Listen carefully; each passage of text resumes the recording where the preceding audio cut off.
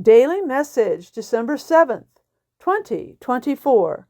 Do you have the wisdom to grow from your mistakes, to adapt, or to fine-tune your process?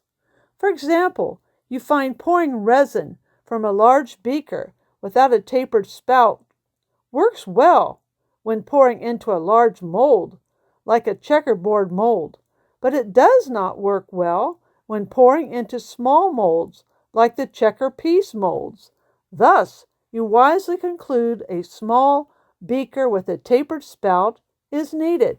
For example, you find showing up unexpectedly for a visit proves embarrassing for one and all. Thus, you wisely conclude in the future to call beforehand and schedule a visit, which is far more courteous. For example, you find serving food buffet style for a meal isn't conducive to giving thanks to God for the meal.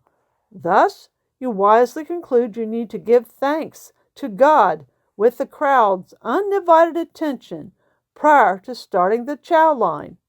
For example, you find when hosting a meal that there are people who dominate the conversation. Thus, you wisely conclude that you must act as a good facilitator to ensure all those present are drawn into a topic of interest for one and all.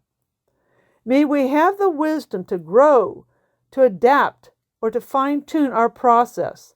And, as written in James 1, verse 5, if any of you lacks wisdom, you should ask God, who gives generously to all without finding fault, and it will be given to you. With love to all, Pastor Cheryl.